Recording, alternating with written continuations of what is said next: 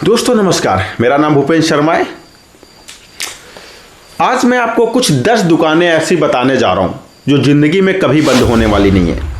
अगर आप ये 10 दुकानें खोल लेते हो तो आपको भारी प्रॉफिट होगा और आप हमेशा प्रॉफिट में ही रहोगे। नुकसान तो हो सकता ही नहीं है। लेकिन एक चीज़ मैं बता दूँ, सही जगह, सही प्राइस और सही आदमी, ये बहुत ज़रूरी है। कोई सभी जगह धंधा करोगे और अगर सही जगह नहीं है तो धंधा नहीं चल पाएगा। अगर आप सही आदमी नहीं है जो धंधा कर रहा है, उसके अंदर नशेड़ी है, गंजेड़ी है, भंगेड़ी है, लौंडियाबाज है, अगर इस तरीके का कोई भी सिस्टम उसके अंदर, तो धंधा नहीं चल पाएगा। या फिर दिन भर मोबाइल में घुसा रहता है। मतलब अच्छा आदमी होना चाहिए, well educated, well professionally active, permanently active होना चाहिए, ताकि लगे कि हाँ ये जो है सीरियस है आदमी। अगर सामान लेने आए तो उसे लगे कि भैया मैं अच्छे आदमी के पास गया हूँ, थोड़ा हंस के मुस्कुरा के बात करे, इस तरीके के, है ना। तो ये चीज़ हो जाती है। आदमी अच्छा हो, जगह अच्छी हो, प्राइस मेंटेन होना चाहिए। आपको ये पता होना चाहिए कि आपके एरिया के जो लोग हैं वो किस रेंज तक सामान खरीद सकते हैं, है ना। अगर आपको यही नहीं पता होगा, आप क्या करोगे, जहां पर सामान बिकने वाला है 6500 850 रुपये का, वहां पर आप सेल करके रखे हो 2500 रुपये का। क्या होगा? लेबर कास्ट है। टियर 1, टियर 2, टियर 3, किस सिटी से आप बिलोंग करते हो, आपके एरिया के जो लोग हैं कैसे हैं, ये चीज़ आपको समझना पड़ेगा, है ना। तो ये सारी चीज़ें हैं जो आप समझ सकते हो और धंधा कर सकते हो। चलिए स्टार्ट करते हैं। सबसे पहला बिजनेस जबरदस्त क्या जाता है, किराने का बिजनेस। मैं बता दूं, दुनिया में आज की डेट में सबसे ज़्यादा लोगों की अगर भीड़ लगी होती है तो इसी जगह पे लगी होती है। और ये साल के 12 महीने चलने वाला बिजनेस है और यहाँ पर आपका नुकसान तो होता ही नहीं है। नुकसान क्यों नहीं होता? नुकसान होने का रीज़न क्या है? नुकसान इसलिए नहीं होता क्योंकि हर पैकेट पे उस पर प्राइस पड़ा होता है। यहाँ पर लेबर चार्ज, मैन्युफैक्चरिंग, ये सारी चीज़ें आपको नहीं लगती। साथ ही साथ अगर आप 1 लाख रुपए का दुकान में सामान रखते हो तो वहाँ पर आपको 1 लाख रुपए का सामान उधार मिल जाता है, जिसे आप सेल करके आपको पैसा चुकाना रहता है। सबसे बड़ी चीज़ यहाँ पर ये आ जाती है। कुछ चीज़ें हैं जो यहाँ पर ख़राब हो सकती हैं, लेकिन कुछ चीज़ों में बहुत ज़्यादा प्रॉफिट हो जाता है। जैसे इलायची है, लौंग है। इन चीज़ों को अगर आप गर्मी के सीज़न में खरीदते हो और बरसात के सीज़न में सेल करते हो तो ऐसे ही कुंटल पर ये 1 क्विंटल पे 4 से 5 किलो ऑटोमेटिक बढ़ जाती है सीलन लेकर के। और उस टाइम जो है माल महंगा हो जाता है, इस वजह से इसे लोग पहले ही खरीद लेते हैं। मतलब ये सारी टेक्निक्स हैं धंधे की, जो जैसा कि मुझे जो पता है ना। जैसे कि आपको कोई सा भी प्रोडक्ट का प्राइस बढ़ने वाला है और वो बढ़ गया और आपके पास लगा हुआ, तो वहाँ पर आपको प्रॉफिट हो जाता है। यहाँ पर मैं बता दूँ, ये आदमी आपको रोज़ मिलेगा, यानी कि आपका रिटर्न कस्टमर मिलेगा। एक बार चाय लेकर के जाएगा, चीनी लेकर के जाएगा, दोबारा फिर आपके पास आएगा, क्योंकि ये बिजनेस ऐसा ही है।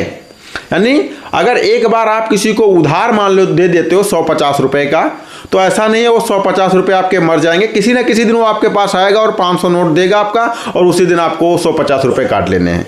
आपको बाकी करना है तो अपने दुकान, अपने जो है वैल्यू के अनुसार बाकी करना। इतना आप बाकी करें कि आपको जो अगर जो है वो पैसा ना दे तो आपको मतलब तकलीफ ना हो, इतना आपको बाकी करना। तो ये सबसे ज़बरदस्त बिजनेस है और ये बिजनेस आप करके बढ़िया प्रॉफिट कमा सकते हो। सेकंड नंबर पे आता है खाद, यूरिया, डाया और जिंक फास्फेट, मतलब फर्टिलाइजर्स का बिजनेस। किसान कम पड़ नहीं रहे, बीमारियां खेतों में बढ़ रही हैं और नए नए टेक्निक्स, नए नए सिस्टम्स आ रहे हैं। अभी जब पहले मैं बचपन में था तब 5 किलो यूरिया बीघे पड़ती थी, फिर 10 हुई, फिर 15 हुई और प्रेजेंट टाइम में 20 से 25 किलो प्रति बीघे पड़ती जा रही है। यानी कि उर्वरता जो खेत की है वो कम पड़ती जा रही है, उसमें जो है और फर्टिलाइजर्स का उपयोग किया जा रहा है पैदावार बढ़ाने के लिए। और तरह तरह के बीज जो है आर्टिफिशियल, यानी कि जिसे हम हाइब्रिड कहते हैं, वो तरह तरह के बीज आ रहे हैं जो अधिक पैदावार के लिए लोग यूज करते जा रहे हैं। तो यहाँ पर आप बीज भंडार और फर्टिलाइजर्स का दुकान, शॉप खोल सकते हो। यहाँ पर भी जो है ज़्यादा से ज़्यादा एक्सपायर कुछ होता नहीं है। मैं बता दूँ, सीजन जब आती है तो डाया लोगों को मिल नहीं पाती। जो होशियार लोग होते हैं वो कुछ दिन पहले, 2 महीना 1.5 महीना पहले ही डाया अपने यहाँ बोरी मंगा के लगा लेते हैं, फिर वही फालतू रेट पे 100 रुपये 200 रुपये रेट पे सेल करते हैं और भारी मुनाफा कमाते हैं। वही सेम सिस्टम यूरिया में होता है। यूरिया में भी कभी कभी ऐसा हो जाता है और यहाँ पर लोग ओरिजिनल कम लोकल ज़्यादा सेल करते हैं। मैं बता दूं प्रेजेंट टाइम में अभी कई सारे आपने जो है न्यूज़ में भी देखा होगा ऐसी चीज़ें जो पुलिस छापेमारी करती है, पकड़ती है, कई सारे जो है अधिकारी पकड़ते हैं और यहाँ पर प्रॉफिट भी बहुत ज़्यादा होता है क्योंकि आदमी बल्क में खरीदता है ना। बल्क में ये खरीदता है कि अगर जिसको लेना तो भैया उसके 1 बीघे अगर खेत होगा तो ऐसा तो नहीं 15-20 किलो लेकर जाएगा, वो 1 बोरी तो लेकर ही जाएगा। और 1 बोरी अगर आपकी बिकती तो 50 से 60 रुपये का आराम से 1 बोरी पर प्रॉफिट हो जाता है। और अब सिस्टम ऐसा हो गया ना, पहले धान गेहूँ लोग डिपेंड रहते हैं, बट आज की डेट में धान गेहूँ मक्का ज्वार बाजरा धनिया मिर्चा यानी कि एनीथिंग जितनी भी खेती करते हैं हर किसान मल्टीपल तरीके से खेती करता है और आपकी जो है परमानेंटली सेलिंग होती रहेगी अगर आपके पास मल्टीपल प्रोडक्ट हैं तो, है ना। तो इसके लिए कुछ लाइसेंसेस की रिक्वायरमेंट होती है, वो लाइसेंसेस आपको फुलफिल करके ही बिजनेस को स्टार्ट करना है। वो लाइसेंसेस आपको मैं अगले वीडियो में बता दूंगा, ठीक है। नेक्स्ट ये 2 नंबर कंप्लीट हो जाता है। नेक्स्ट 3 नंबर पे आता है जो सबसे इंपॉर्टेंट सबसे प्रॉफिटेबल बिजनेस है, उसे हम क्या कहते हैं, कपड़े का बिजनेस, क्लोथ बिजनेस, रेडीमेड कपड़े का बिजनेस। प्रेजेंट टाइम में मैं बता दूं ये जो किलो के भाव, गट्ठर के भाव यानी कि मतलब ढेर के भाव जिसकी नीलामी होती है, कोई 10,000 लगाता है, कोई 20,000 लगाता है, कोई 50,000 लगाता है, कोई 1 लाख लगाता है, इसे लोग क्या करते हैं प्रेस मार के पैकेट में पैक करके फिर मार्केट में इसे ही जो 500 का सामान होता है उसे 1000 या 1100 में आसानी से सेल करते हैं, डबल से ट्रिपल प्राइस में। और आदमी खरीदता भी है और ज्यादातर ये प्रॉब्लम देहात में होती है क्योंकि देहात में लोग पहचान जाते हैं किसी को। अगर एक बार किसी दुकान पे आप कपड़ा लेने गए और उसने आपसे बताया कि भैया ये 1000 रुपए का है, आप क्या किए 600 रुपए लगाए, अब उसका 100 रुपए प्रॉफिट हो रहा है वो आपको दे दिया, लेकिन जब दोबारा जाओगे तो कह रहा है यार जो है ये आधे पे लगा रहे हैं, तो ऐसा करते इस बार 1500 बता देते हैं। आप 1500 लगाए तो आप जब वो 1500 बताया तो आपने 700 लगाए। तो ये सिस्टम होता है, यहाँ पर लोग जान जाते हैं कि आपकी वैल्यू क्या है, आप किस तरीके से आपका दिमाग काम करता है, आपके दिमाग को पढ़ लेते हैं, उसी हिसाब से आपको प्राइस बताते हैं। लेकिन सिटी में ऐसा नहीं होता है, सिटी में एक्चुअल वैल्यू के अनुसार ही प्रोडक्ट सेल होता है क्योंकि यहाँ पर मॉल है, शॉपिंग कॉम्प्लेक्स है। बट वहाँ पर भी जो मॉल बने हुए हैं, जो इसका एसी का जो उसका बल्ब जो भी उसमें लोग लग रहे हैं, जो इससे आप सामान पैक करवा रहे हैं, जिस तरीके से उसका जो खर्चा आ रहा है, बिजली का बिल आ रहा है, वो सब आप में ही लिया जा रहा है ना। तो वहाँ पर भी सेम सिस्टम है, लेकिन यहाँ पर जो है आपको देहात में बहुत ज़्यादा प्रॉफिट हो जाता है अगर गाँव एरिया से बिलोंग करते हो, क्योंकि यहाँ पर आपका बिजली का खर्चा मिनिमम ही रहता है, लेबर चार्ज आपका मिनिमम रहता है, यानी कि आपका दुकान का किराया मिनिमम, कम से कम में सब कुछ रहता है, नहीं ज़्यादा से ज़्यादा कहीं नहीं लगता। और आपका प्रॉफिट लेकिन यहाँ पर ज़्यादा होता है, प्रॉफिट यहाँ पर, क्योंकि आप ऐसे लोग होते हैं अगर कोई उधार लेने आ गया तो भैया 1500 रुपये का है तो 1500 में आप दोगे, है ना। अगर उसका 700 आधा पैसा दे के जाता है समझो आपका प्रॉफिट दे के चला गया, ये चीज़ होती है। लेकिन कुछ लिमिटेड चीज़ें होती है जहाँ पर प्रॉफिट कम होता है, जैसे अंडरवियर बनियान वगैरह आप ब्रांडेड आइटम लेते हो तो वहाँ पर प्रॉफिट कम है। लेकिन आज की डेट में ब्रांडेड पहनता ही कौन है देहात में। अगर देहात में आप ब्रांडेड पहनने के लिए जाओगे, आप शूज़ के जो है ब्रांडेड शॉप खोलकर, बाटा, रिबॉक, रेड चीप ऐसे ब्रांडेड आइटम्स की अगर शूज़ खोलोगे, दुकान खोल दोगे तो वहाँ पर कोई खरीदेगा ही नहीं। क्योंकि मैं बता दूं ऐसा सिस्टम इसलिए होता है क्योंकि जो है प्रेजेंट टाइम में लोग अट्रैक्ट किस तरफ हो रहे हैं, कम पैसा हो, लुक जबरदस्त हो, लुभावना हो, और लोग उसी के ऊपर अट्रैक्ट होते हैं, भले ही 6 महीना चले। लेकिन अगर ब्रांडेड आइटम आप खरीदते हो तो ज़्यादा दिन चलता है। तो ये चीज़ यहाँ पर कपड़े का बिजनेस सबसे ज़बरदस्त है। लेकिन कपड़े का बिजनेस स्टार्ट करने आपको 5 से 6 लाख रुपए की आवश्यकता पड़ती है। लाइसेंसेस तो किसी की आवश्यकता नहीं पड़ती, लेकिन आपका जो है 5 से 6 लाख रुपए की आवश्यकता पड़ेगी और आप इसे आसानी से स्टार्ट कर सकते हैं। ये हो गया आपका 3 बिजनेस।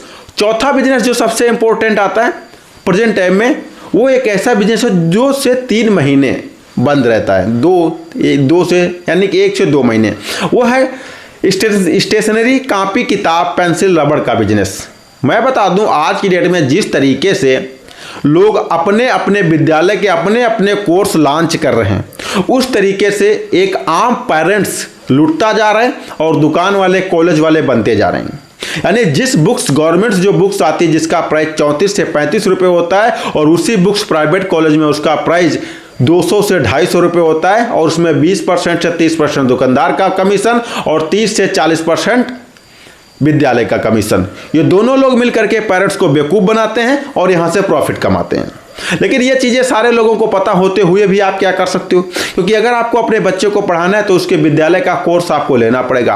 अगर आप अकेले कर क्या सकते हो, क्योंकि जो है यहाँ पर अगर आप सब लोग मिलकर के हड़ताल करो तो हो सकता है इसकी प्रॉब्लम का सोल्यूशन मिल जाए, एक्चुअल वैल्यू पे आपको सामान मिले, या फिर गवर्नमेंट ऐसा लॉन्च कर दे कि भैया ऐसा है कि अगर आप सामान अगर आप कॉपी या बुक्स चलाओगे तो सारी गवर्नमेंट से चलाओगे, सारे जो है कॉलेजेस या स्कूल्स का सारे सिस्टम एक रहेगा, यानी एक ही किताब रहेगी। सबसे बड़ी प्रॉब्लम से आती है कि अगर पहले क्या करता था कि अच्छा 2 का लड़का होता था तो अगर वो जो 1 में हो रहा है वो 2 में आया तो उसको मिल जाती थी, लेकिन हर साल इस बार कोर्स से बदल जा रहा है, यानी कि एक चैप्टर 5 में पहुंच जाता है, 5 वाला चैप्टर 1 में आ जाता है, और इस तरीके से लोग पैसे कमा रहे हैं। तो ये भी ज़बरदस्त बिजनेस है, ये हमेशा चलने वाला पॉपुलेशन बेस्ड बिजनेस है। जनसंख्या बढ़ रही है, लोगों को शिक्षा के प्रति जागरूकता बढ़ रही है, लोग शिक्षित हो रहे हैं धीरे धीरे और अपने बच्चों को शिक्षा के प्रति रुझान बढ़ा रहे हैं। तो वहाँ से भी यहाँ पर आपकी कॉपी किताब बुक्स वगैरह रख दो, आसानी से बढ़िया से प्रॉफिट आपका आ जाएगा और आप प्रॉफिट यहाँ पर कर लोगे।